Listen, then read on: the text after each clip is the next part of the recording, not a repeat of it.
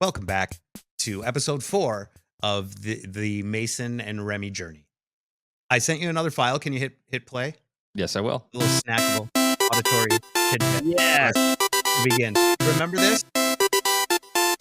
Girl Scout cookie song. Samoas or tag-alongs, Girl Scout cookie song. Give me my Thin Mints. Give me my Thin Mints. Give me my Thin Mints. Give me my Thin Mints. Not helping with my resolution. Every time this year, one solution. Give me my Thin Mints. Give me my Thin Mints. Give me my Thin Mints. Give me my Thin Mints. A century of brownies going door to door. Sewn on badges, cookie boxes on the floor. It's been 100 years. You've been peddling them cookies. Happy birthday, Girl Scouts. You certainly aren't rookies. Samoas or tag-alongs, Girl Scout cookie song. Give me my Thin Mints. Give me my Thin Mints. Give me my Thin Mints. Give me my Thin Mints. Not helping with my resolution. Every time this year, one solution. Give me my Thin Mints. Give me my Thin Mints. Give me my Thin Mints. Give me my Thin Mints. Give them to me quick before I throw a fit. Give them to me quick before I throw a fit. Give them to me quick before I throw a fit. They're best straight up out the freezer. Hey, Remy. Yeah, Mason. How about some of the other Girl Scout cookie selections? Savannah Smiles. Shout-outs. Thanks a lot. Thank you very much. Dolce de leche, lemon shallot creams, lemonade. Oh, Samoas or tag-alongs, Girl Scout cookie song. Give me my Thin Mints. Give me my Thin Mints. Give me my Thin Mints. Give me my Thin Mints. Not helping with my resolution. Every Not time this everybody's year, Girl one Scout cookie solution. song Give me has my the Thin big Mints. Give me my Thin Mints. Give me my Thin Mints. Give me my Thin Mints. Happy 100th birthday to the Girl Scouts. We wrote you a jam. Can we have free cookies? We could not get free cookies. We wrote some bangers in our time, and the Girl Scout cookie song was another one. It's Mason and Remy and back to get another episode kicked off where we're kind of like reliving a lot of our journey. A lot of people don't know what was going on behind the scenes. We're talking about a lot of the things we experienced along the journey.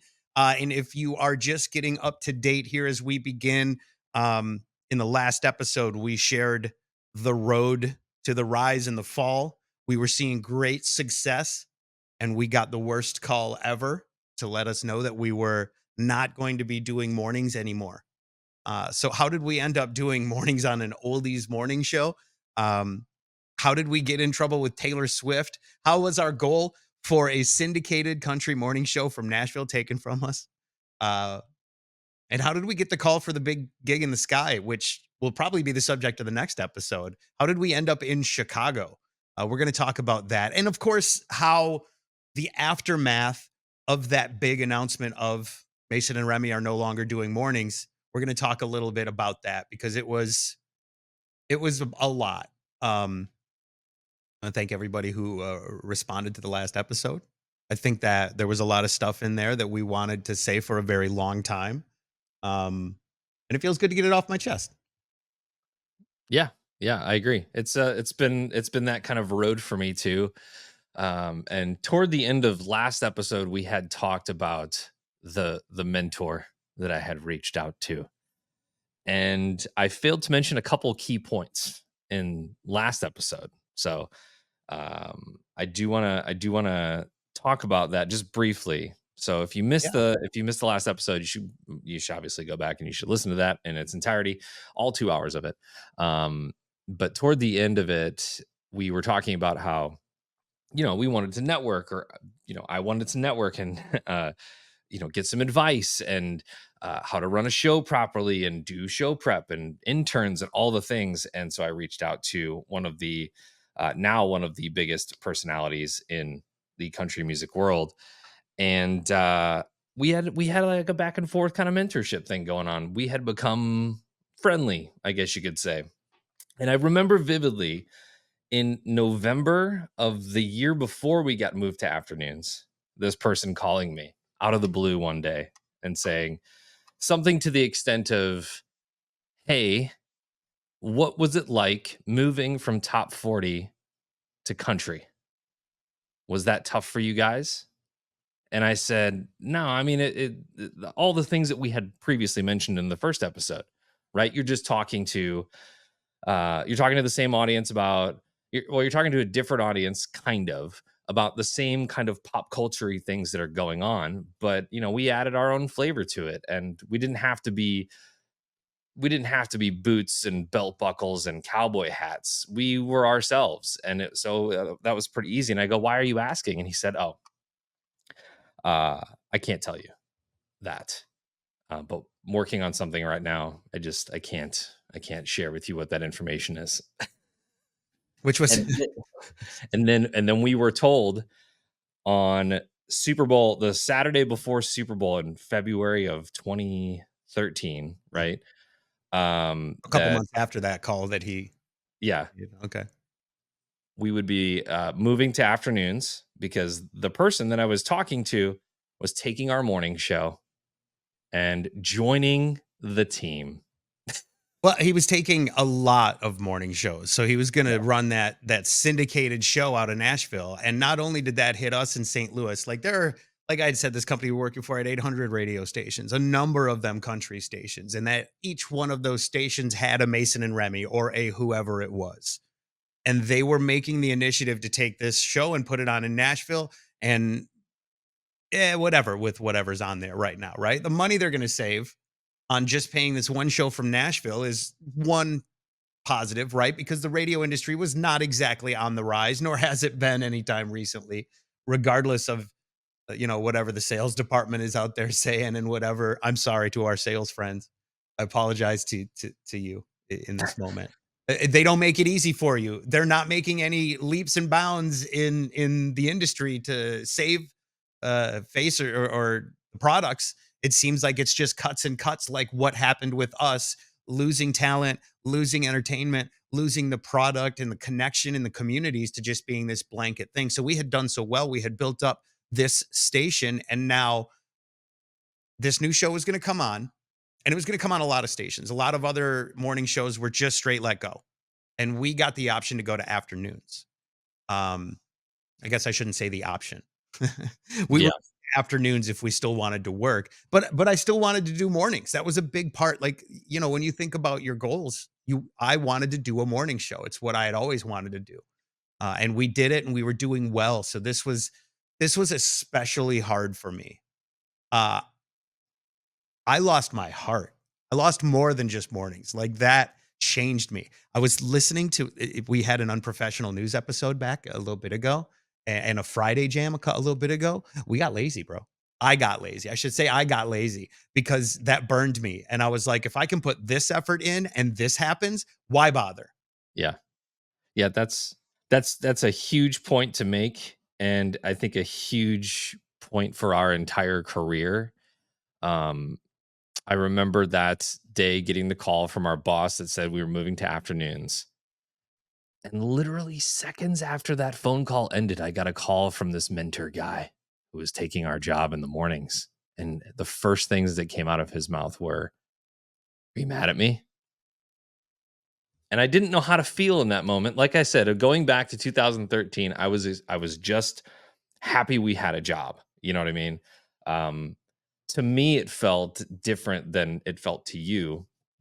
But now that I'm like putting myself in my shoes back from 2013, I should have been way more pissed off in this moment. Like, I should have been so like, you robbed this from us. Like, at least like if you had say, and I know that he was already on in the market on a different station, but like if you had say in this and we've developed a friendship, at least spare our show at this point.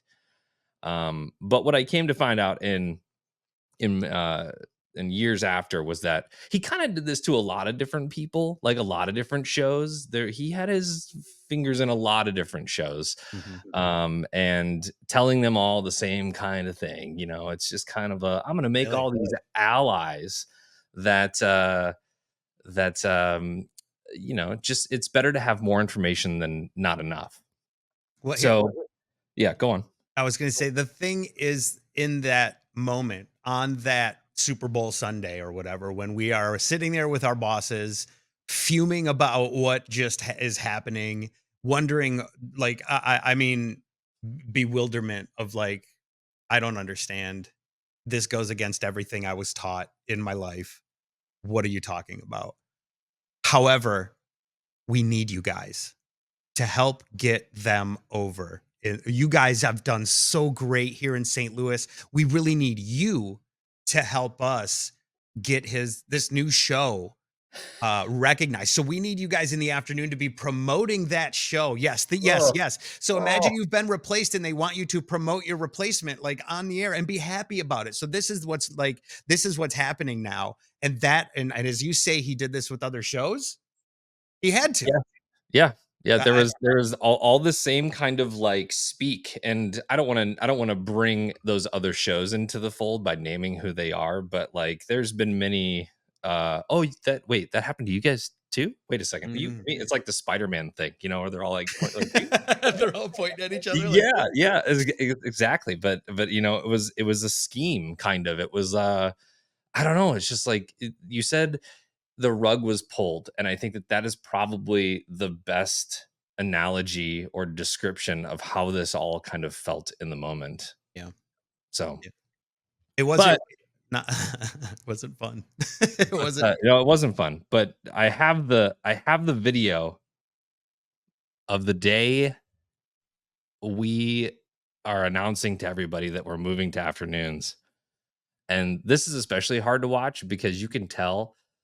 Like, watch it, but then look through us because you can see so much that's happening in this clip. But I'm going to go ahead and play this right now. Hey, it's Mason. And Remy. We've had a lot of questions, a lot of people like commenting and asking, you guys are leaving? What is going on? What's happening with the Bull? No, look, nothing is going too crazy. We're not leaving. No, we're not going anywhere. Starting Monday, though, and then from 9 a.m. till 11, legendary Billy Greenwood. That's right, and then after that, Dusty. Yep. From 11 to 2, Dusty will be on. And then we get to take over 2 to 7. We get a whole nother hour. We get to stay out late. We get to go to Cardinal games that start at 7 and not have to leave after the first inning. It's going to be awesome. We'll go to concerts with you, stay the whole time. Yeah. And we'll get to live normal lives. Just like you. It'll be so great. We deleted all our 3 a.m. alarm clocks and we're ready Monday, 2 p.m. You be with us on New Country 93.7 The Bull. Listen, any way you can. Yeah. Thank you for all the support. We really appreciate it. We nod more? Well, I just figured we keep nodding until you stop it. Okay, let's nod. Beautiful. Well done. Also, noted in the background, and now that the hindsight is always 2020, any video that you've seen up until this point, the studio has character. It has a Mason and Remy sign behind us. It has logos. It has St. Louis stuff. It embraces its local talent. And I think just before this, maybe a couple months before, we were told corporate's coming to town, remove everything. The studio there needs to be nothing in it. And now it all makes sense. All makes sense now. Yeah. It's crazy. In those days, in those times, we had the studio for the radio station, which, yeah, sure, we all operated out of, but most shows were voice tracked. We did our show live in the morning, and then I think, some folks would record it from home because they recorded for 1,000 stations. Other folks would record it from right next door because their studio was right next door. They had their own little studio they worked out of. And then we had a studio as well, but it wasn't capable of going live, or it wasn't a studio where you could bring people into and have them all sit around and talk. That was the main studio. But a morning show should be embracing its talent, its top tier, put them on a pedestal. These are the folks who you listen to every morning on your way home, or every morning on your way to work from home. And we are supposed to be those people, but you could see those connections start to fray, and those branding opportunities start to turn to other stuff, right? Like, they wanted to make it a sterile environment so anybody could come into these studios and record for any station. And I don't even know if studios these days have station branding on it. I haven't been to a radio station in so long. I feel so bad. It's prophetic. It really is, because, I've kind of paid attention to the way that our former company has made every single studio the same across the board. We're talking from Salt Lake to Chicago to St. Louis. They all look the same. And the only thing that changes is there's a TV in the background. Yes. And they can replace the logo with whoever the heck is in there. I hate it. Yeah, it makes it, I think from a regional standpoint, how radio is done these days, it makes sense for the company to do that. However, it's just removed the heart and soul out of this industry. There isn't any of that left. I mean, there's a few radio shows here and there that have been, but they've been in it for a long time. You don't see any shows that are going in there and popping off in the first couple of years and embraced and all of that. It doesn't happen anymore. If you're good now, or if your show is revered and you get ratings and revenue and all that, it's because you started 20 years ago or 30 years ago. Those are the shows that are still hanging out. But man, it's such a sterile is such a great word for that. Yeah, they definitely want to clean that up. And I think I'm sorry. I hate that. I knew exactly what you were going to say in that moment with the TV in the background. Like I hate that it's a sandwich board.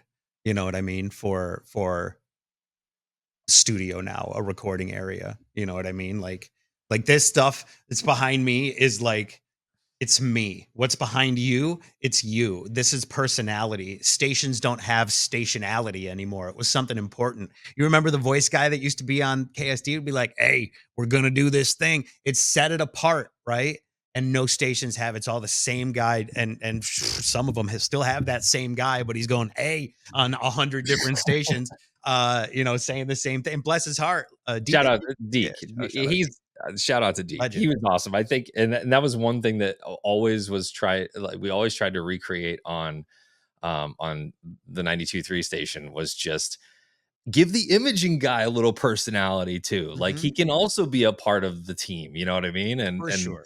We got him first, or we were one of the first, in the company to have him on a station, and we had fun with him. He was a great dude. So it was the success of that station that I think led, and others. I'm sure it wasn't solely like, I'm not saying we discovered or invented or whatever, you know what I'm saying? But our success led to the overall movement of having this new country station thing take over all the other stations. There's all these classic countries and regular country stations. So all of a sudden you're starting to see like, bulls and boots and I don't know, what were the other, didn't they have some others? Frogs, wolves, frogs. Yeah. Whatever. Yeah. The big guitar logo that says, I don't know, big, whatever the number is, big 100, big 50. And that's a mirror of the station in Nashville. That's a legendary country station, rightfully so, but it's just mirror images. You know what I mean? There's no that stationality was just a blanket. And then it was whoever's on the air to support that morning show, like we were doing. Right. So we're on in the afternoon now. And I got to tell you, I have I've been a program director, even if it was like an interim thing. I know how budgets work. Why would you be paying two people to do afternoons when I know this guy's voice tracking and this guy's recorded in from somewhere else? At this point, we were like the only people doing a live show in St. Louis on this station. I mean, I guess there were people recording from St. Louis, but it's not like they were so reliant on phone calls and outside content and listener interaction, which is what we wanted. You know what I mean? These other folks, like they had different stations they were tracking for, and they were utilized by the company as well in that. And no shade on them, because like I think I said in the last episode, like we would have probably done it if they would have offered it to us. Trust me, we tried. Yeah.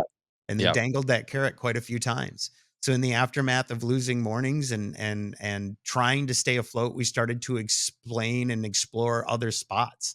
I'm not sure if do we want to go to the new country pitch that we had here just because I'm talking about it at this moment, or do you want to?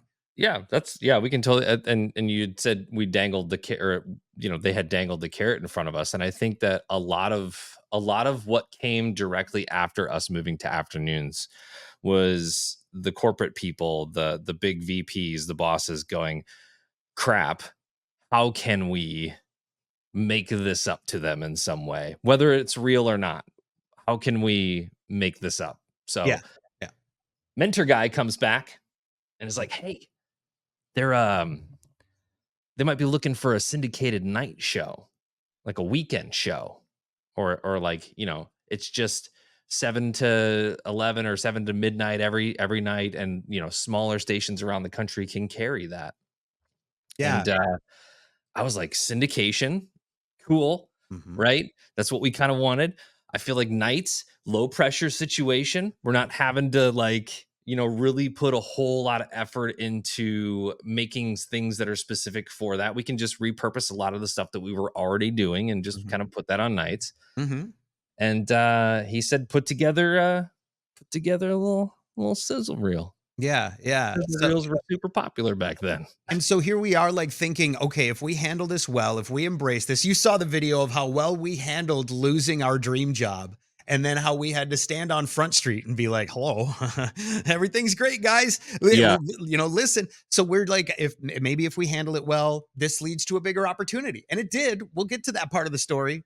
But first we tried this. We took another new intro from Mason and Remy. Every video has a new intro. 5 awesome things about Mason and Remy. Social media mastery.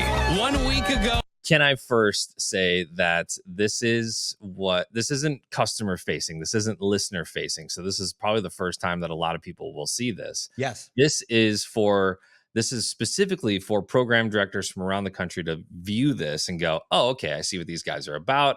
And I want them to do the syndicated gig that, they're pitching me right now. So this is basically a pitch for that.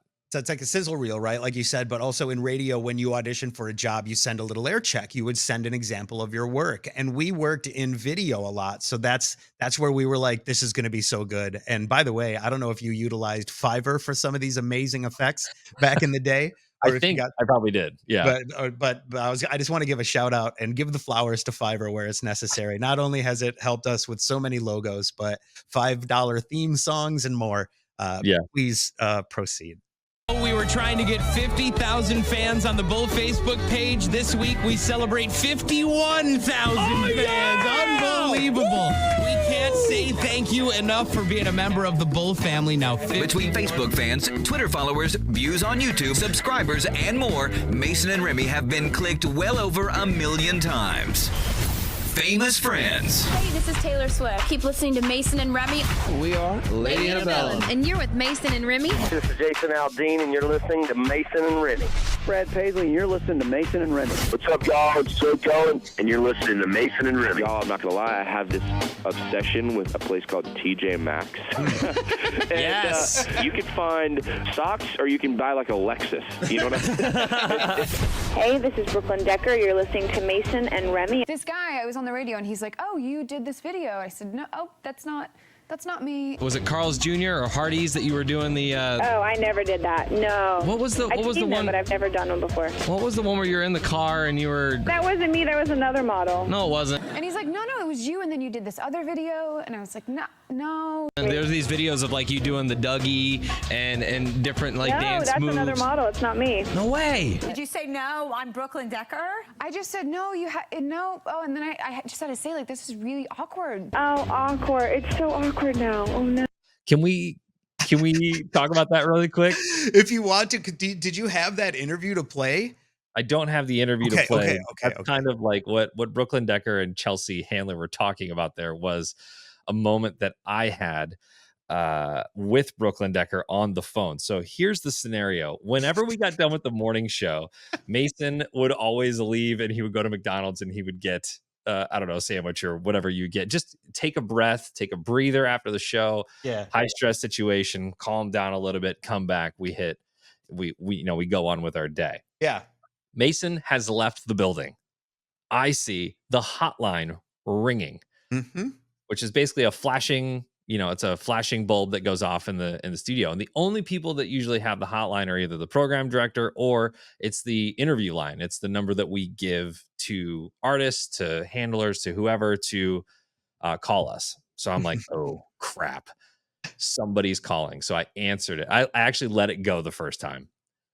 And they called again. It was like, which artist did we forget about? And I picked it up. And I said, hey, it's Remy, the Bull, whatever. And they were like, yeah, we've got Brooklyn Decker for you for her new movie called Battleship. And I was like, okay, cool. Battleship. Oh, my God. That movie with Rihanna? Yep. Oh, wow. Yep. Mm-hmm. So instantly in my mind, for whatever reason, I associate the name Brooklyn Decker with Kate Upton's face. So I go immediately to all these viral moments that she's just recently had, the Dougie, the Hardee's commercials, all of those things. And so she can't convince me otherwise that she is not Kate Upton in this moment. So I'm saying Brooklyn Decker, but I'm thinking Kate Upton. She's married to Andy Roddick. At one point I said, "Are you single?" What is happening? I was not prepared for this interview at all. And I just thought that I could wing it and totally bombed the entire thing. We have all been there. I want first you to know, remind you of the Vince Gill thing. But also they were both swimsuit models for Sports Illustrated, right? And I think that's the one common thread there that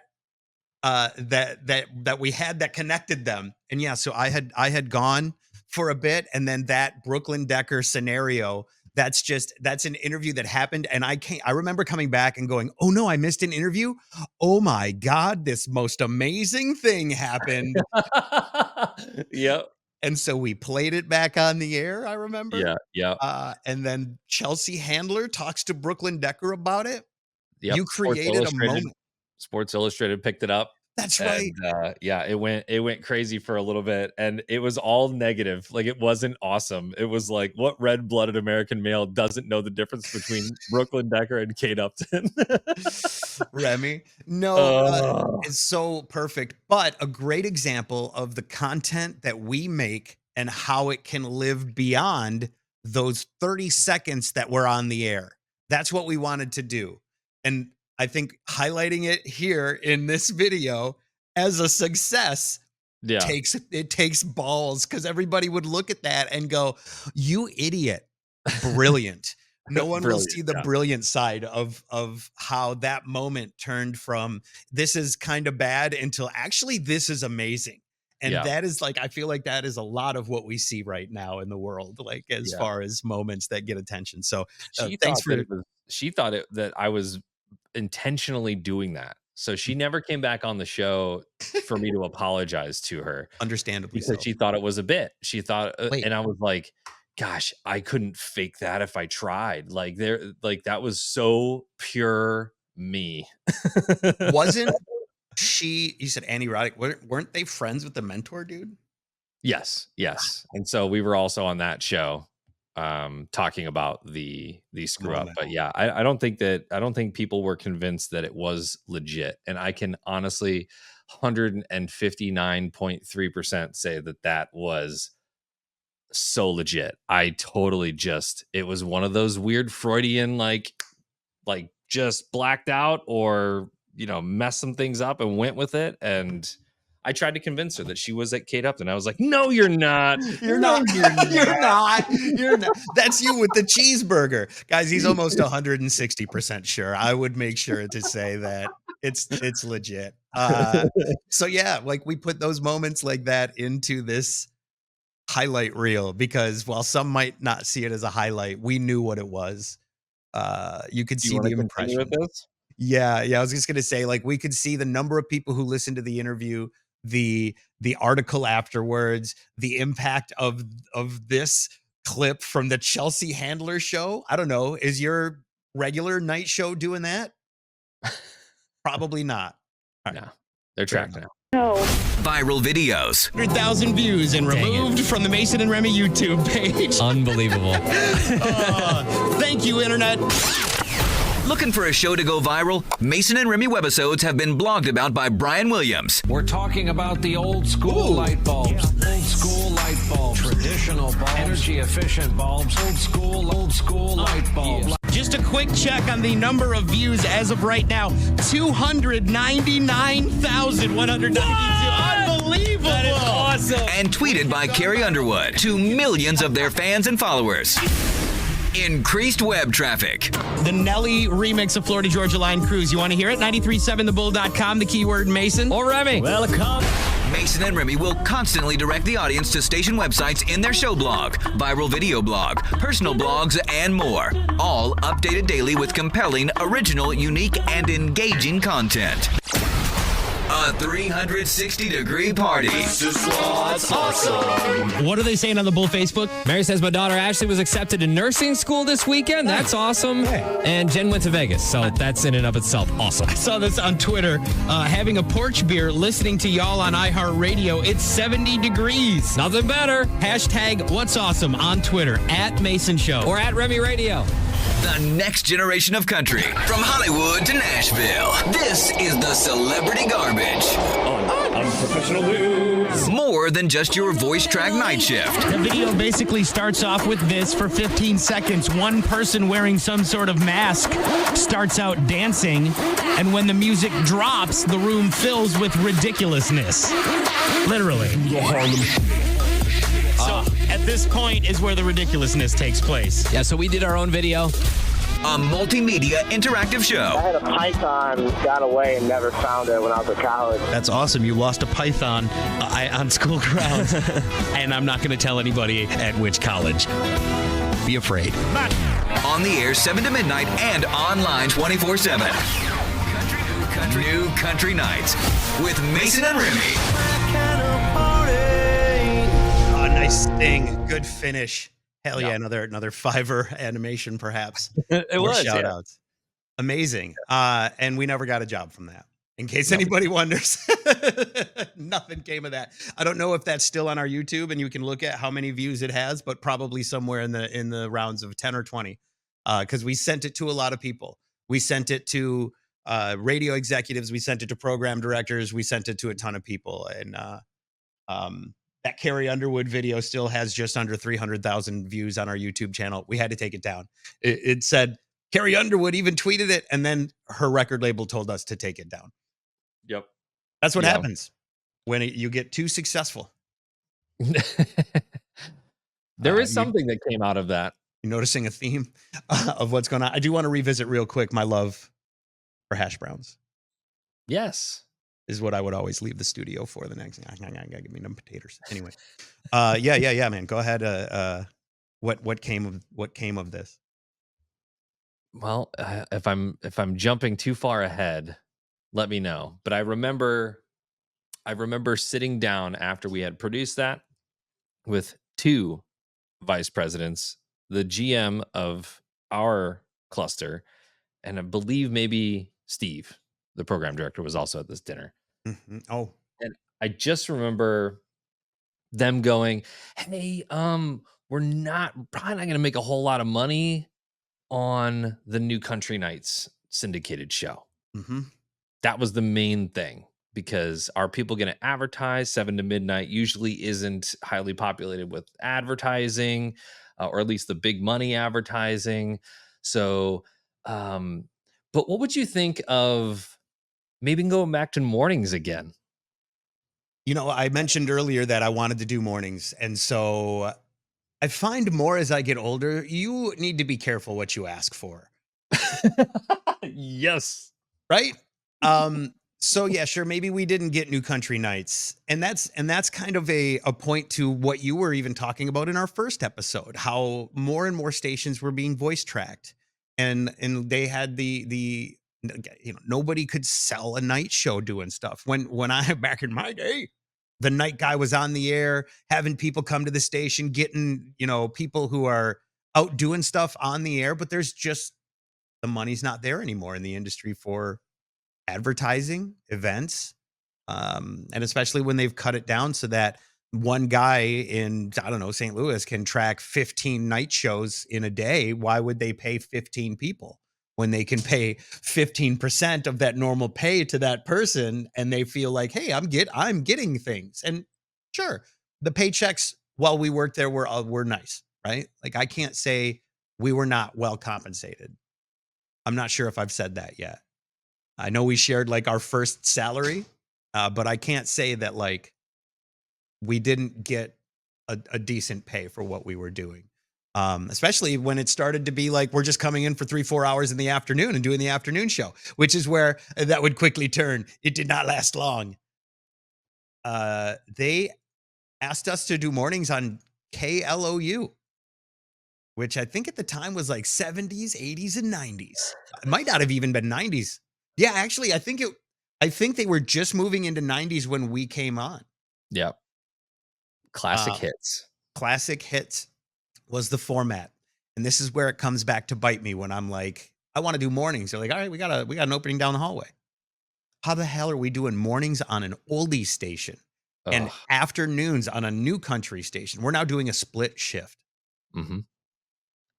And nothing in the contract said that they couldn't do this to us. Like I remember like, go, hold on, let's look back through this. Are we sure that they like, is this real? I think that falls under other duties. I think, yeah. And we could have said no, to be fair. Right. But I don't think that would have been a smart choice. Right. Like, I feel like we wanted to show them that we still wanted to do mornings. And we did. How long were we on KLOU? I don't remember. I don't remember either. I don't remember how many. I was just discussing with my wife about this because the timeline in my head is all messed up. I don't know how long we were doing afternoons solely. Mm-hmm. I think it might have been about a year and a half. And then we were brought on. Maybe not. Maybe it was quicker than that.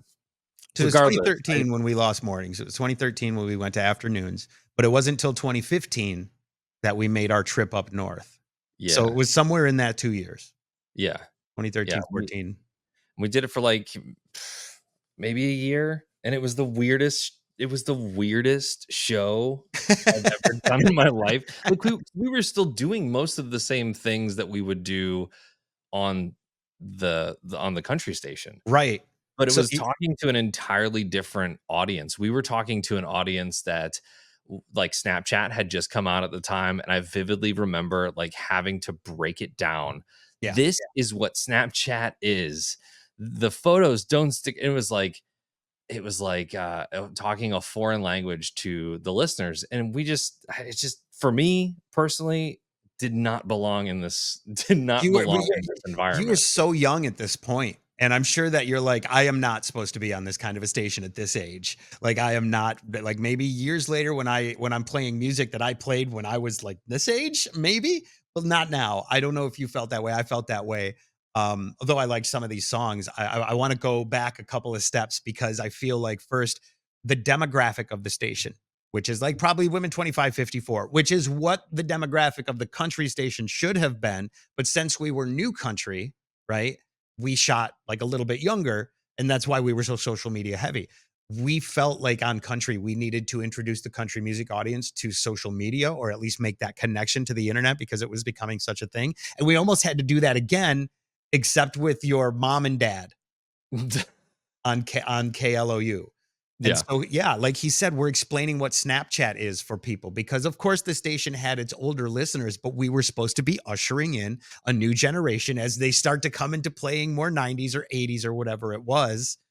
I mean, I was born in 79, but that's still, it put me in a weird area. So I could see from like a programming standpoint, these guys need to focus their content on an older demographic.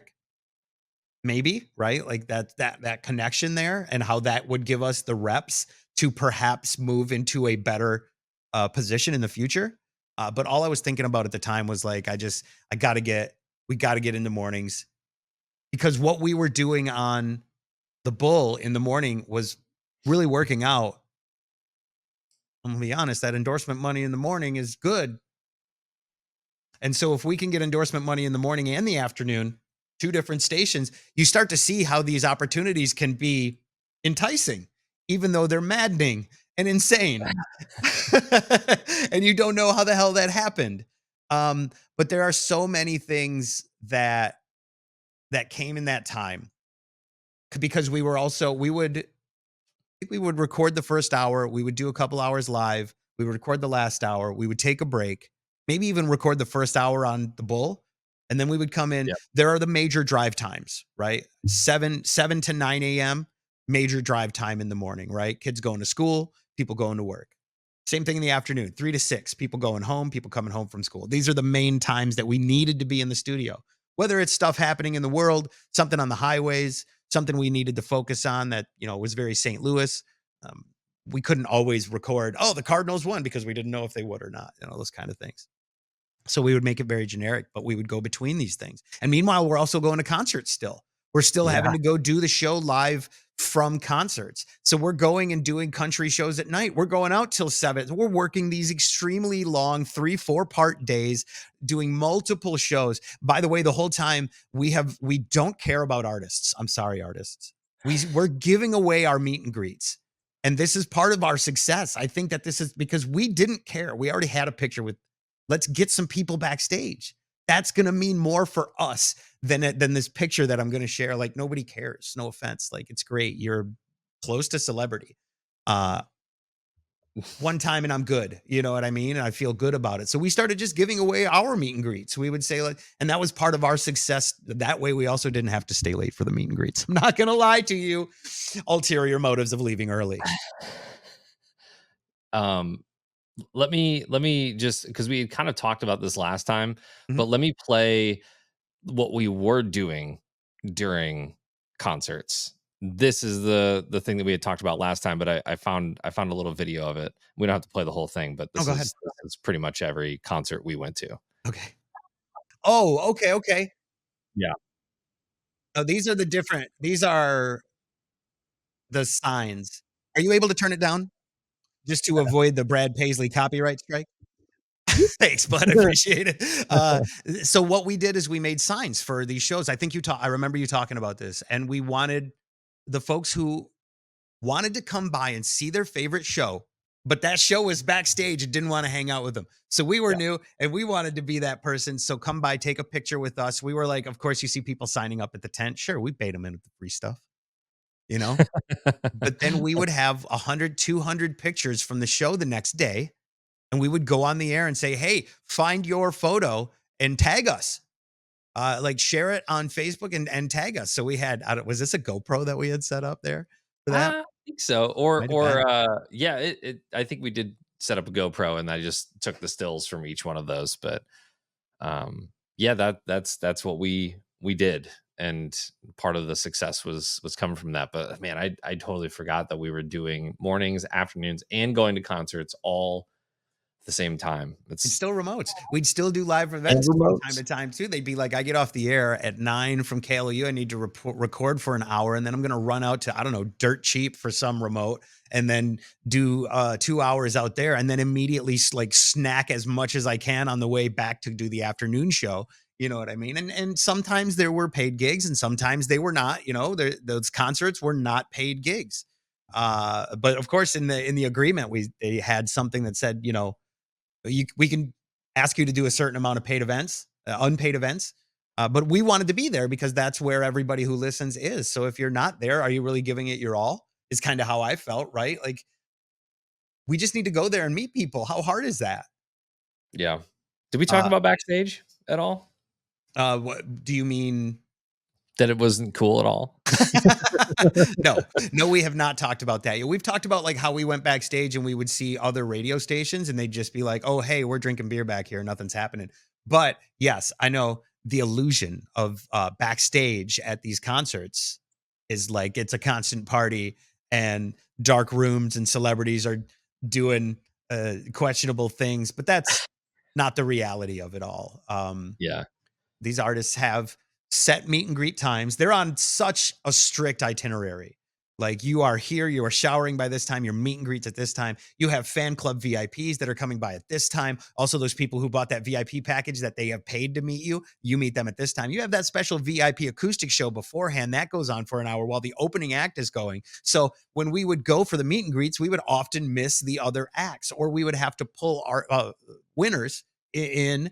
And they're like, hold on, I'm watching this. You're like, no, it's time to meet the person. So these are like super strict. It's not fun. It is not what you think, because it's a cattle call. They bring you in, you get your 3 seconds with the artist to go, hi, I love you. And they will nicely listen. The artists are never the bad guy. The artist will always listen. And their manager or handler will come up and go, hey guys, sorry, we got a huge line. We got to get you through. And they're, sorry. You need a picture? Nice to meet you. You know what I mean? We saw it for years. Yeah. It's so uniform. And that's cool, not to diminish that moment if it meant something for somebody. You know what I mean? Like, we've had those moments where artists connect with listeners that we've connected to them, that's big stuff. But often it's not. That's the moment for us where we would give away our meet and greets, let people have that memory, that experience. We didn't need it anymore. The memory of the experience and the connection with that listener was the goal. So when I would see all these radio people who are just going back to get another picture with some artist, it seems so self-serving. It seems like you have an opportunity there to do something more, and you have chosen yourself. Yeah. And at that time, we were also, it was customary at most shows for us to go back and talk to whatever artists were playing that show. Yeah. That will change in the story coming up. It will. COVID changed a lot when it came to going backstage and meeting artists and all of that. That. But it has opened back up a little bit. But I do remember going back and, Brad Paisley, I think, had one of the cooler backstage. He had like Star Wars on a big screen TV back there. They set up the hospitality room for radio people to come in, and that's like a little cool spot. And Brad Paisley is a super nerd, like in so many different ways. But yeah, he had a whole room decorated, Star Wars stuff. The trilogy was playing. If you know me at all, and you can see that I have like Star Wars helmets behind me, I'm in heaven. I'm like, I love you. This is the best. And he's like noodling around because that's what he does. But yeah, that's cool for me, right? Like, I don't know. Will you enjoy that? Would anybody else be like, Brad Paisley's kind of a nerd? Let's go. Is that cool? I don't know.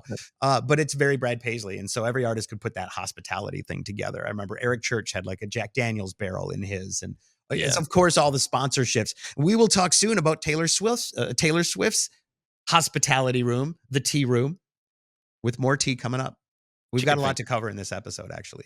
We're jumping around a lot. I'm sorry. Where would you like to go next? Well, I want to make sure we're covering all the things, because I know we were talking about these concerts, and you had mentioned that we would do these interviews with artists because we would then air them the next day. We were doing this while we did mornings, and then we did it in the afternoon too. The cool part about the afternoon was we would actually be able to do the interview and then ship it back to air immediately before the show. So now you not only are on your way to the show, but you're listening to the artist you're about to see talk about St. Louis with two guys in St. Louis. This is the goal, right? This is the most aligned that the station and what we wanted to do could be, right? Like the way media works now, if you're not talking about what's happening today, that's old news, man. So we got to be on it. We got to talk about what's happening today. We got to ask Vince Gill about cicadas. We got to ask people the important questions and whether or not they like toasted rabs and Emo's pizza. It was important. But this is kind of where we were doing these things that were giving us we were succeeding on KSD still. We were still doing well in the afternoon. Ratings came up. And meanwhile, we're doing these photo ops with Brad Paisley. We're meeting more listeners. On KLOU, we are struggling. On KLOU, the music is different. There is kind of we can play. Here's something that I don't think a lot of people know. You cannot play what you want when you have a radio show. I know a lot of people think that, will you play a song for me? No, it's not really a thing unless you're a seasoned veteran and no one's going to tell you anything about what you do. Later in our years, we were able to do that. Early on, you don't want to mess up the rotations that the music director has promised Nashville. Otherwise, we might not get our meet and greets and our tickets if we didn't hit our spin goals, which didn't help them hit their nationwide weekly chart goals. It's a bunch of garbage. I would have loved to have played whatever song you wanted over whatever garbage it was that I was assigned to play. And we could do that because there was none of that on KLOU, right? Yeah. There were all the artists were, they're older. They're either retired or, on their on the 16th year of their farewell tour or whatever. Look at you, Garth Brooks. Or showing up at the River City Casino and doing an interview with us, right? Like those kind of shows. And yeah, we'll play your song. We could do that. So there was a little bit more freedom on KLOU. And I also want to say that in that was a little bit not unsupported. Nobody was watching us, right? Like, I don't think anybody really cared what we were doing over there. That's true. I remember vaguely having maybe 1 or 2 air checks with our different program director, because Yeah, now there we were had different 2 bosses in the time. now we had 2 program directors to report to. We did. And I just remember sitting in those meetings, and again, after the whole switch to afternoons and kind of feeling a different way about how this whole radio thing works, I remember sitting in those meetings and going like, I don't care. You know, like our program director, Steve, on the Bull, Mhm. not that I didn't respect the KLOU PD, but I respected Steve more because we had more history there, and they were more brand history. new. Mhm. Yeah, so I just sit through those meetings and just kind of like twiddle my thumbs and be like, okay, we'll just do the same thing that we did, tomorrow, because KLOU it was just such an odd fit for Yeah, us. yeah. The square peg round hole situation, but we were trying because we said yes because it was one of those things where, yes, sure, money, all the things, but like, if you said no, are you now the no guys? Mhm. Are you now whatever? Like, we've just shut you off from any opportunity because you said no. So that's kind of the stage of life that we were in. Yeah, yeah, we didn't wanna disappoint, but we also were not trying to, like, excel at KLOU, if that makes sense. Yeah. I didn't wanna leave the country station, right? Like, I definitely didn't want them to go like, "Hey, want you guys full-time on KLOU." And I'm glad that didn't happen. But I know that we had our struggles, and I know that we had a lot of problems while we were in there. I vividly remember us turning the mics on when we shouldn't have and arguing on the air. Yep. Pretty sure there was an MF on the air. I mean, I can't confirm. I can confirm someone called afterwards and said, "Hey, yo, what the hell, bro?" Yeah. And we did have some meetings after it. But it's one of these situations where we are in the studio where you are able to record, and we thought we were off the air recording in a separate channel, and it was my mistake. Like, I came right out and was like, "Hey, we had a problem," and told everybody. So it wasn't hidden, but we're just in this world of like, if somebody didn't record it and somebody didn't report it, then where's the rug? Sweep it right under there, and we keep moving on. But we had these issues, we had these problems, and we were having our personal issues in between that too. And that schedule was just kind of crazy. But it was kind of in this time that we started showing that we were, able to do the work. We were reliable. And even if we got that news, like, you step on our foot and punch us in the face and say, go back to work, we can still come in and do it and still kill it. Because even then, when we were doing afternoons, we were still beating the other station on the country side of things. And we started to slowly see those folks move around. That other morning show, that other station tried to rebrand itself, right? Mhm. Wasn't it around this time where they started going, never mind, guys, WIL was, when you heard it, I remember this research that was done. WIL was heard as WIL to some folks. And that sounded like when your grandfather said it. And so I believe that they said in that, we're not going to use the call letters anymore. We are now New Country 92.3. I mean, we were New Country 93.7 The Bull, and they New Country. It's just a positioning statement. It's not like you can copyright those words. Had their new lineup of people who were younger. They tried, I remember the night guy moving up, and I remember all the new morning shows and the people that moved in and out of there. But like, some players stayed because they weren't part of the morning show. They were support staff or traffic or whatever it was. Like, and those people even were still there when we ended up there years later. But it was interesting to see. This is also another tease to later, where we would try to rebuild, but this station was crumbling. This other station was losing its footage as the country home in St. Louis, as the station we were working for had been building up. So we had effectively started to erode this other station. We had seen the success there. We had handled loss well, played the game by their rules. By all accounts, everything was going well. Hell, I remember we ended up going to a Taylor Swift show And really, I think that was one of the first times we really thought we were in some trouble.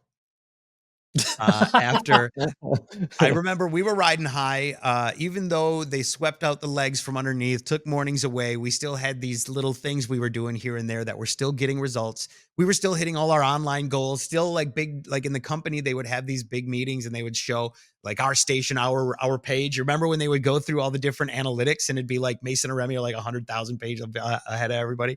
Yeah. So we were still doing these things. And this was a moment where we thought, are we about to get kicked out because we messed up? Do you want to tell the story of getting told we will never be allowed backstage at a Taylor Swift show again? Because I don't feel this is my fault. I don't feel this is me. I blame two people in this, and I do want to set this up with we met Taylor Swift prior to, so we met Taylor Swift twice. She was on tour in 2012, 13-ish, something like that. And I remember like my wife came. I don't know if Alicia came or not. I don't think so the first time, but we were telling Taylor like how I proposed to my wife, and we made this whole big deal out of it. And she was like, you know, receiving the information and the congratulations and all the things. And she really took time in this hospitality room that we had spoke of, the tea room. Yep. To really go around and have a good conversation with everybody. This wasn't a situation where you take the picture and then you move on. You take the picture and then you move on. This was like good conversation. And but this was the first time. And we talked about the Taylor Swift tea room and the cattle call. No, Taylor is an expert at interactions with human beings and making you feel like a special person. And it is not, if it is an individual effort, if Taylor is, she's a witch and we should burn her if this is all her. But I'll bet that would have nothing, because if it is all her, she's immortal and there's nothing we can do. We're all screwed. The point I'm trying to make is this is magic, what she did. As Remy said, she talked about these intricate things, and I could go get the cards. She sent us thank you cards for those conversations. Do you have one? You have one right there. I have them in a memory box as well. Taylor Swift signed and sent cards to us to say thank you for that, and like individually addressed each one of them with the message. Yeah. Do you want to read it? Yeah, it says, Remy, I'm so happy you and Lauren came to say hi to me backstage before my show the other night. Congratulations on your magical romantic engagement. I hope your summer is going well. Love and friend, Taylor. So this is how good she was. It wasn't just the cattle call meet and greet. That's the wristband. You got it all in the memories. Yeah, nice. Backstage. Yep. This was also maybe the show where we met Joe Buck and his family, because Taylor's mother was giving backstage tours. This is a normal thing that I think happens as well with VIPs. Like Joe Buck's a St. Louis icon. We and Joe Buck and his kids, I think, all took a tour backstage of the show and, you know, the area where they're controlling the big stuff. If you have ever seen a Taylor Swift show, you know it's not just a stage. It's an entire production. There is so much happening there, and it was cool to see. But there's so much amazing that you walk out of that experience with.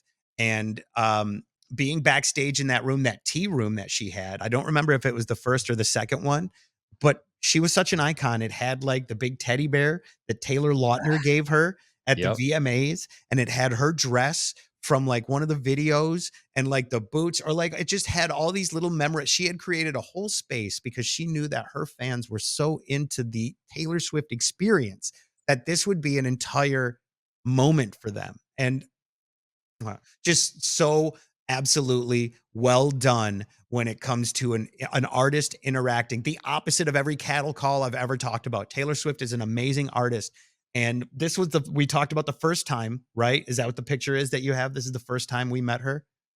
Yeah, it's uploading currently. Okay, got you. So we'll show this picture because the real story comes in the second time that we meet Taylor Swift. Look at these young kids. Who is... Stick your head over there. Look at these young kids. Look at these guys. I was upset at this picture because we only had one shot and my left eye is like squinty. Yeah. And I got no beard. Oh my God, just babies. So that was the first time we met Taylor Swift. She was on her world tours. And she came back a second time. Pause here for a second. Our program director, who I think is another person you want to caveat this story with, the other person that you want to shout out to here, always told us to be recording, right? Always be recording. If you are on the radio, always be recording. I think ABC, always be capturing. Is what they would say. Always be capturing. I know you said his name. I'm not going to ask you to say it again because he doesn't need to be called out because bro left us high and dry on the back end of this. Bro, okay, so always be recording. So we come into the second opportunity to meet Taylor Swift a year, maybe 2 years later, right? Yeah. And you have an idea. I had a dream, and this is 100% again back to people thinking this is like made up. This is, and we have said there's a lot of fake things in radio, but I will tell you now when things are fake because I don't have anything to lose. This was totally real. Had a dream a couple nights maybe before this concert that I was on the streets of Seattle, and for whatever reason I was mailing something at one of those like blue mailboxes on a random downtown street in Seattle, and here comes Taylor Swift and her friend walking down the street, and I'm fumbling. I'm like, oh my gosh, I need to have her sign something. And for whatever reason, all I had on me was a mango. And so I had her sign the mango in my dream. And I thought, let's turn this into something. Let's like have a storyline behind it. And let's have her, like, I'll have my wife go see if there are any fake mangoes at Hobby Lobby. And so shout out to the best wife in the world, my wife, Lauren, who went out to Hobby Lobby and purchased fake mangoes. They had them, which is crazy. And so we took the mango to the meet and greet. And I think we maybe had asked the music rep beforehand if we could like take that in because it is weird. Normally you'd have like a picture, a CD, something for them to sign. You're getting scanned before every show, right? They're like scanning you for stuff, and you just have a mango. And they're like, "What is this? It's not real. It's tunk, tunk, tunk. It's not real. It's okay." Yeah. So because we still have to go in all the same entrances that all the fans go in. We're not going in special doors and things like that. But I remember vividly going in, knowing that I was going to record the conversation. I had my phone in my pocket. It was rolling. But I do remember the music rep having people take their phones out and put them on a counter before they went in. Mm-hmm. And I was like, yeah, we're good. Like, we're good. We're good. He was like, oh, yeah, you guys are good. Don't worry about it. It's like, cool. So we're going to get this. So I'm talking to her, like we're having the conversation. I'm telling her about the dream. And then I whipped out the mango and I said, will you sign this? And she goes, oh my gosh, that's hilarious. Or, something. We laughed about it. And then she signed the mango, which I still have to this day. Yeah. And hilarious because I went to go find the photo of it. And it's very funny because someone just posted this last year in March. And they said, thinking about when that guy met Taylor at the Red Tour and didn't have anything for her to sign and asked her to sign a mango. That's me. And that's Taylor behind me with her back turned. And then the comments are hilarious. Wait, why did he happen to have a mango? I think it's because they had fruit bowls or something. And that's just what he used. But I just recently commented on this and I said it was a fake mango and I still have it. So, very funny that it's still kind of surfacing. So not only do we have this amazing photo, this amazing story of her signing the most random thing in the world, we also have, because I was recording in my pocket, audio of her reaction to the story, which we're like, hell yes, let's go. Next day, we tease it. We play the story on the air. Mm-hmm. It goes over well. It goes great. We upload the audio to the website. We it gets a hold, like the picture starts to go around all the Taylor Swift groups. I remember vividly one person making a Taylor Swift Mango Twitter account. So the Mango had its own Twitter account run by somebody else that was not me. And Tumblr was huge at the time. And I remember starting to see all of these like Tumblr, like you Google search it and it was like Tumblr's Argentina and Europe and all these different places where this audio is going. I can't believe this guy had her sign a mango, and it's just going viral like crazy. Like South America, I remember, was like the huge point where they picked it up. Yeah. It's going nuts. And I'm like, gosh, we did it. Like, this is it. We talked about the page views and the bonuses and all the stuff in the past. And we're like, gosh, this is it. And I was sitting at home that night. It's 4:30, 5 o'clock at night. And I got a call from my boss. And he said, Taylor's people are pissed. Scott Borchetta doesn't like that you posted audio of her without her knowing. That's the only thing that's saving you right now is that it was you had good intentions, or it was in a good light. It showed her in a good light. There is a law, pesky little law, that you can't record people without them knowing, and which makes sense too. But I thought in this world, I'm younger in the business, and I was told by my boss to do, there'll always be capturing, always be rolling, that it's good publicity, right? Any publicity is good publicity. This is very positive. There was nothing negative about this. Like, it showed Taylor for who she is, which is like the most genuine person. Mm-hmm. Thank you notes personalized, amazing. All the stuff. And he's like, you got to take it down immediately take it down. And I'm thinking about all of the places I've seen it go at this point in South America, Europe, all over the country. It's got a freaking Twitter account now. Like, how am I supposed to, I'm done. I'm toast. Like, I'm fired. We are fired. Yeah. We secretly recorded Taylor Swift without her knowledge. And what nobody knows about the politics of this and why it really popped off is because one of the country stations in St. Louis, then had Taylor Swift exclusive content, and the other station did not. So that station we were talking about, that was our direct competition, did not have an interaction that was recorded the next day on the morning show. So when they heard it, the person that works over there calls Taylor's people and goes, how did they get this? We didn't get this. And they were like, they got what? We also did not get that permission. So here we are in the aftermath where the head of her record label is being named by the record label representative to our boss, who is then calling Remy and going, no, bro, I did not tell you to record. And well played. I would also, what would he say? Plausible deniability. Huh? No, I don't know what you're talking about. But, unwritten rules in radio tell you, of course, if you want to catch the moment, you got to be capturing it. Yeah. Did we have permission? Maybe not. I mean, definitely not. But we were just trying to make stuff happen. Yeah. And kudos to you. I don't know. I don't know that I want to take a whole lot of the story was fun. All that was fun. The recording definitely was not a good decision. However, if this does get to Taylor Swift somehow, some way, really digging the Travis Kelce thing. Like that a lot. Like what you guys are doing there.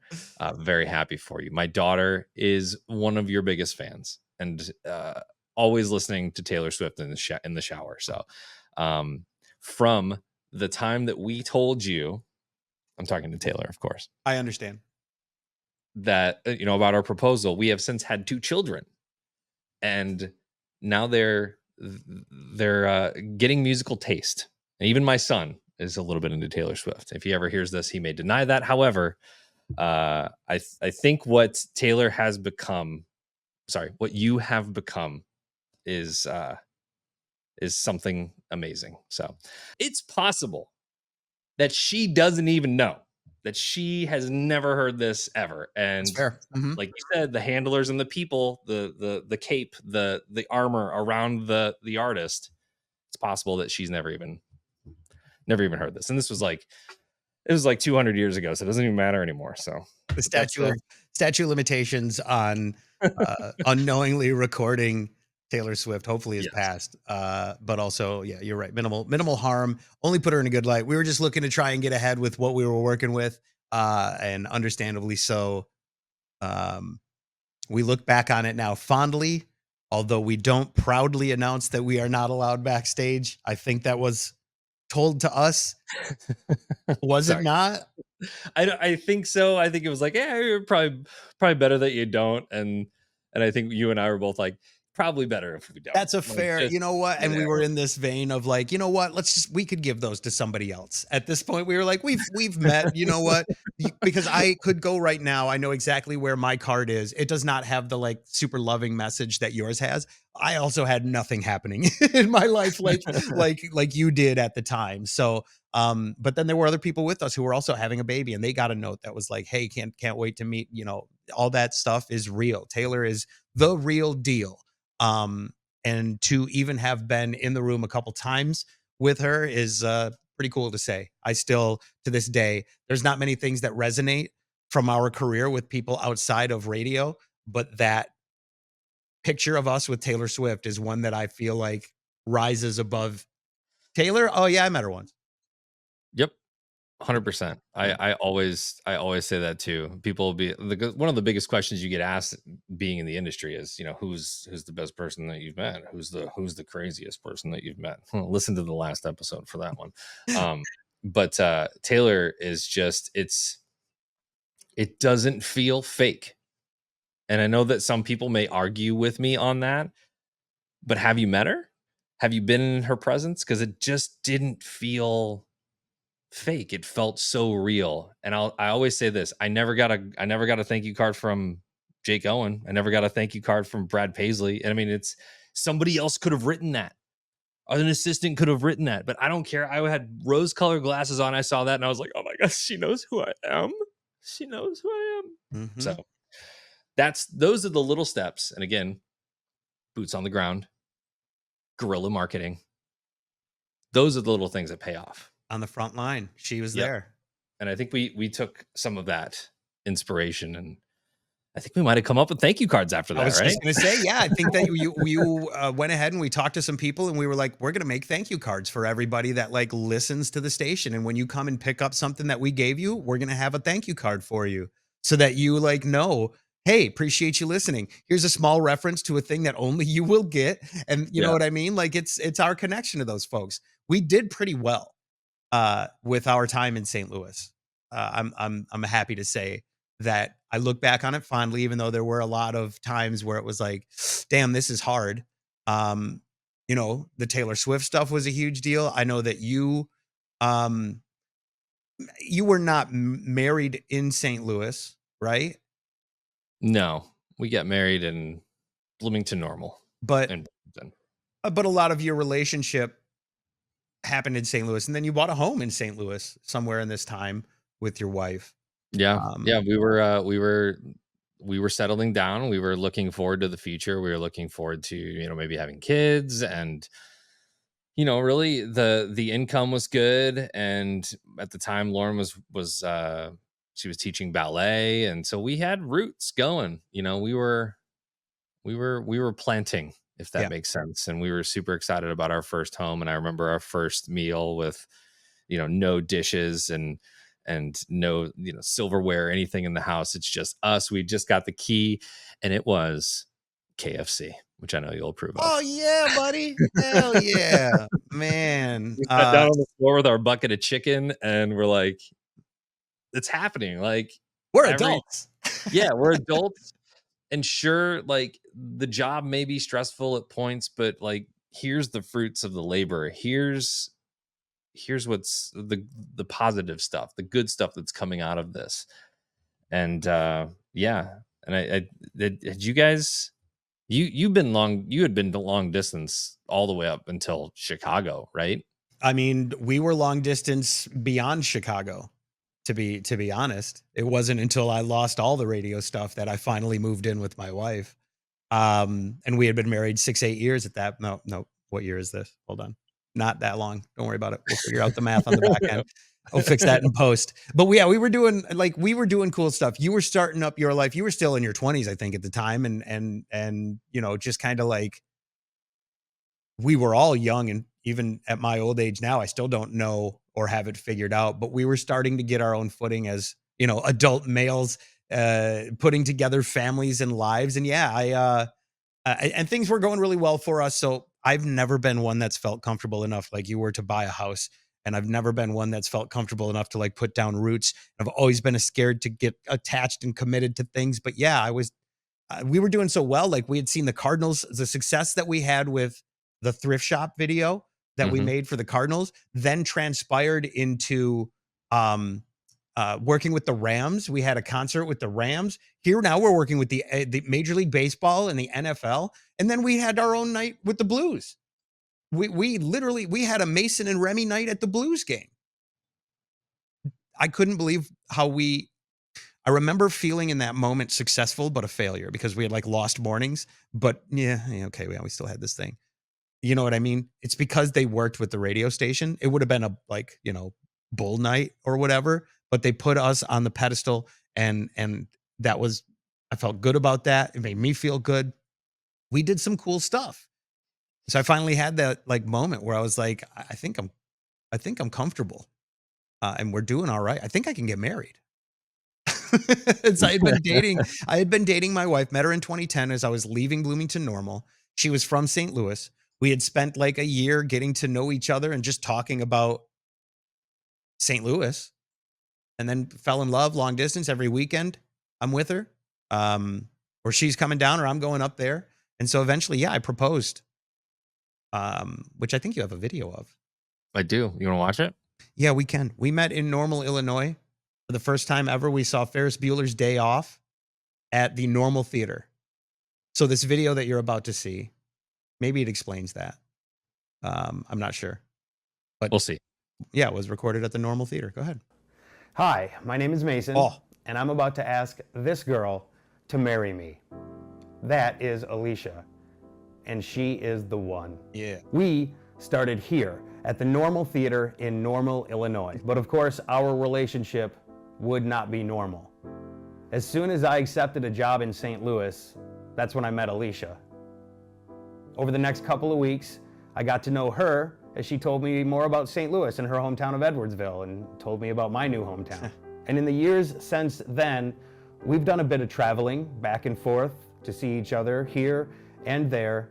And in the meantime, trying to keep ourselves sane with long nights of video chats, conversations during the work week. We fell in love, and it all started with Ferris Bueller's Day Off at the Normal Theater. So we're gonna do it again. I've rented the theater as a surprise. We're gonna see Ferris Bueller's Day Off tonight, and she has no idea. At about 6:45, we'll go over to the Normal Theater and see Ferris Bueller's Day Off. Okay. Is that cool? Yeah.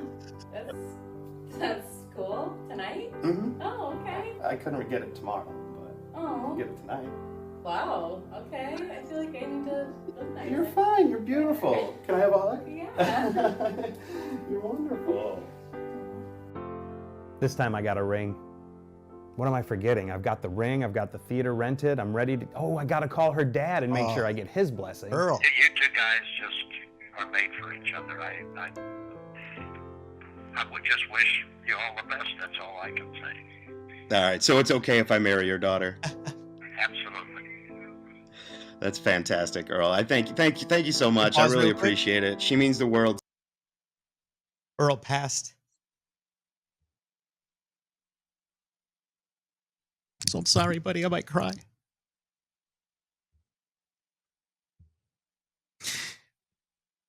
I just tried to wipe over my glasses. It's fine if you want to leave this in. I just haven't heard his voice. Hold on.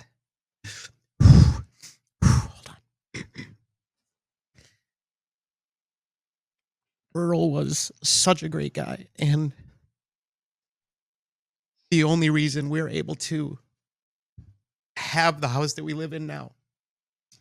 So I'm going to need just a minute to recover from this while we watch the rest. I'm going to wipe up my face. I just wanted to give a shout out to Earl. to me, and obviously you and Keaton too, and I love them both, and I'm happy to make a family with them, obviously with your blessing. It's just outstanding. I could cry, but that wouldn't do any good. No, she's all the world to me. So I just wish you guys the greatest of everything.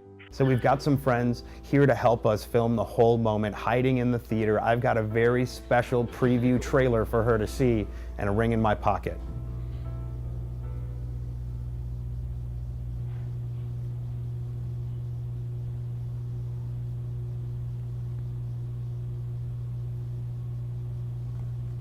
I think love is about trust. Love is about enjoying life with someone. I think love is about finding your best friend. And I think love cannot be stopped. Not by people, not by time, and not by distance. I know that for sure. Why would you let a little bit of earth stand between you and the love of your life?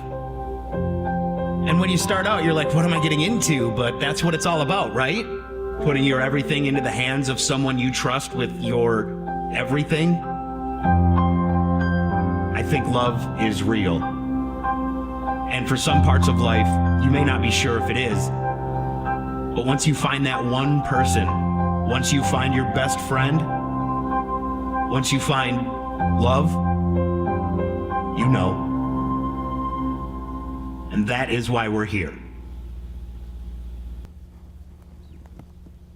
Can I have a hug? Get a real hug. I love you.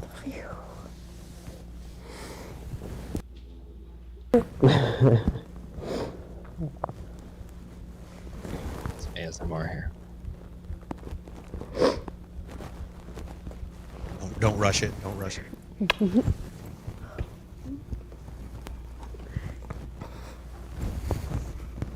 I love you. With everything I got. I don't want to spend the rest of my life with you. Will you marry me?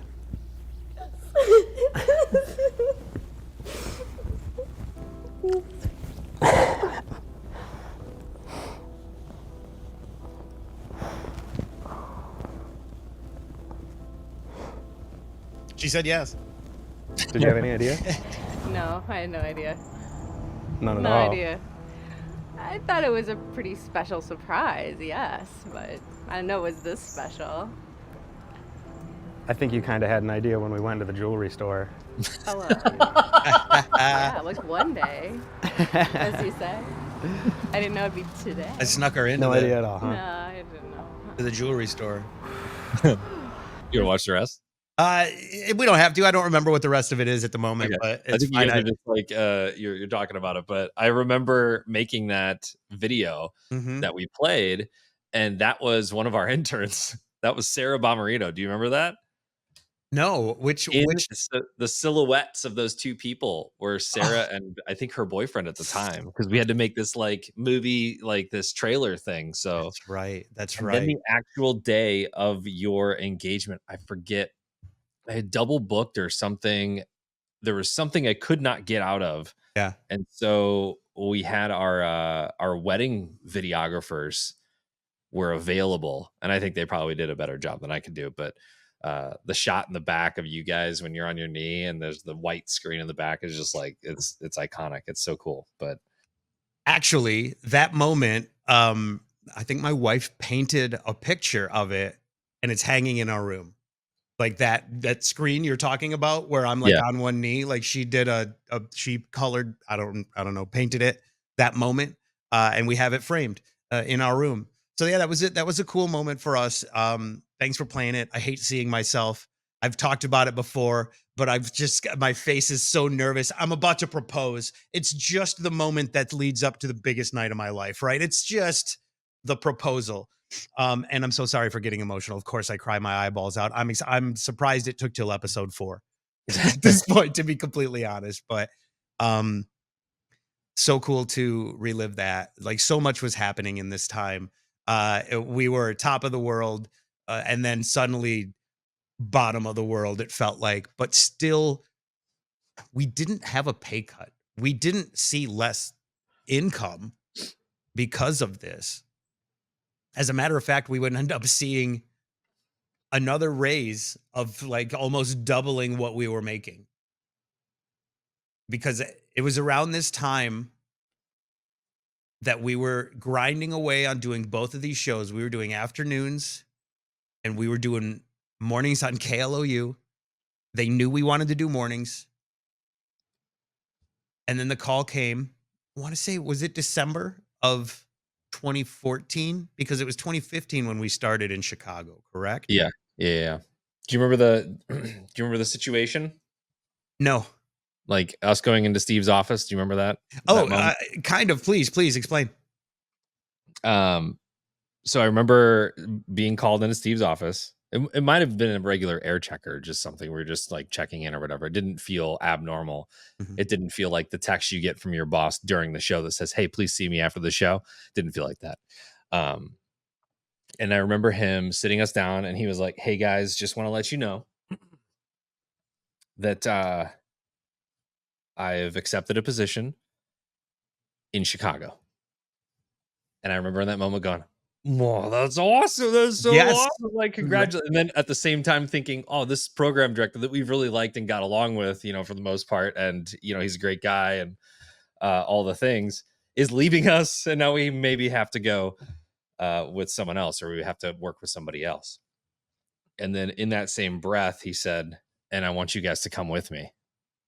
And I was like, Chicago, Market 3, Chicago. Are you kidding me? Like, what are the details? What's happening?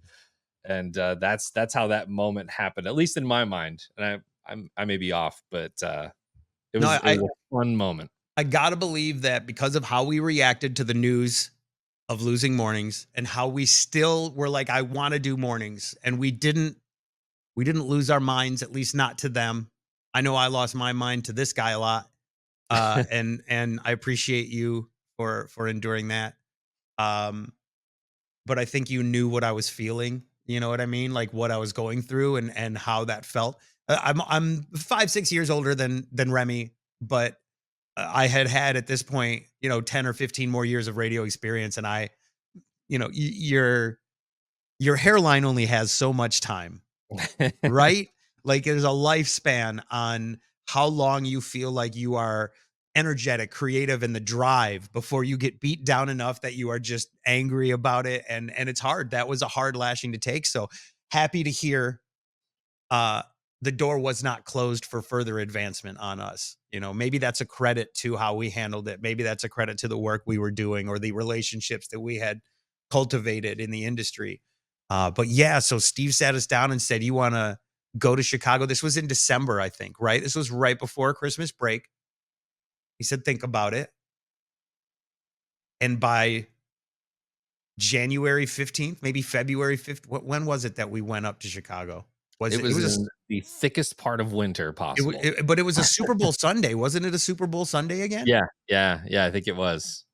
The biggest snowstorm in a long time had hit Chicago. And that was the night we were driving up to begin our new job the next day. Were we on the air the next day? Were we? Because they had flipped the station, right? Yeah. The station was regional Mexican. It was. NUA it was. Yeah. And it had been prior to that, the station had been smooth jazz. And I think out of all the times people had mentioned those call letters or that frequency, they seem to look back on the smooth jazz years the fondest, if that makes sense. But they had flipped it to country. And now all of a sudden in Chicago, there are 2 country stations. And now there's competition against the heritage country station, WIL-FM. Perhaps you will remember this has happened to us before. You could see how they would go, "Hey, wait a minute. We did that in St. Louis. Do you think they can do that in Chicago?" And so started Big 95.5 in Chicago, which just started playing new country music. Same kind of situation where when it was the Bull versus WIL, you had a new country station now, and US 99, right? US 99 was this, it was an older station that had older personalities on it that had been there for a long time. And we were about to come in, kicking social media and videos and all this stuff. And we were fired up because this was the call. Holy shit, it was worth it. Holy, like, right? I don't know if you felt that way, that like, I have never felt so unbelievably in my life. Yep. But in this moment, I went, if that's what it took to get here, I guess. It was a market that had still placed value in local talent. I don't think that you can get away, and you still probably can't get away. Well, it's been proven that you can't get away unless you're Steve Harvey, to do a syndicated morning show in Chicago. I think there were a healthy number of people that fought for us, including Steve, who had worked with us and been successful with us. But there was another faction of the world that was not so excited for us. It was thinly veiled. We'll say that. I remember the night that we had our celebration dinner at 1111 Mississippi. It was the first time that I had been to that place, and it was really good. And, since Lauren and I have been back for anniversaries and Valentine's Days and things like that. It's really nice. This is one of those moments, by the way. I want to give a shout out to Beth, our GM, who fought hard for us. She was one of the people who, when they made this announcement, went to bat for us. And I hate to say the facts are the facts, that she was not with that company much longer after that. And I give all the respect in the world to Beth, because she fought hard for us. These are the folks who and this is the business game. The GMs show up when it's good news time. You know what I mean? Like, it's good news. A good cop, bad cop. Like, your program director's like, hey, this sucks. Your GM shows up when stuff's good. Yeah. Like 3 or 4 GMs were at this dinner. We have never met so many executives that suddenly gave a shit about Mason and Remy. That's so true. I remember it's the first time that I ever heard someone go, one of the VPs looked over to Beth and goes, "Oh, you really got to try the wine. It's opened up. It's really opened up right now." And I was like, "What the hell is he talking about? Opened up? This is all like now we're dealing with this higher class of people, this upper echelon of success and wealth, and they're talking about how they know when the wine has opened up after it's been open for half an hour or whatever, and the legs." Like, no. And I was like, "Oh yeah, it really has opened up," pretending to be in that. But I will never forget the moment as we left that night, pumped up. Super pumped, ready to go, ready to kick Chicago's ass. This is a market that was very close to me. Growing up, it was an hour and a half away. You go to Illinois State University, 90% of the student population is from Chicago. It's a thing. And I remember looking at my phone on the way out of there and getting a text from the mentor. I'm paraphrasing, but it said something like, "Congratulations. I would have liked it for myself, but good luck." And I was just like, what was that? What a weird thing to again, say. Yeah. very much dismissed it because I was on cloud nine. We had got it. We had sealed it up. They knew they were going local. They didn't want to do a syndicated show. And that was that. But that to me was the moment where I saw, again, with like the Garth Brooks thing, saw the true person. And that was very disappointing and impactful. Again, money does weird things to people. Fame does weird things to people. And maybe it was doing weird things to me in that moment, but I just remember being so let down at that point, but so amped up. That's You and I, in this moment, like, we didn't talk about that whole thing. Like, we just didn't, like, that wasn't an area that you would have called me and been like, "Guess who called?" or something like that. We didn't talk about that, right? That was like, this is not the right comparison. And we have not, and nor never will be, lovers. It was like you cheated on me, right? It was like you cheated on me and you went to somebody else and because of that, and then you came back and no, we don't talk about that time we were on. We don't talk about that. And we're talking about it now. But yeah, it was interesting because I could see the parallel of like, hey, they got another heritage station. Hey, they need us to come in. I didn't see the parallel of, hey, they're going to replace us with the syndicated show again. Not that history repeats itself, but this is all in the past.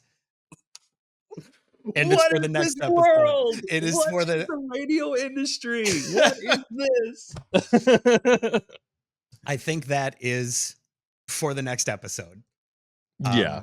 We've covered a lot here in this episode, and thank you for everyone who has come this far.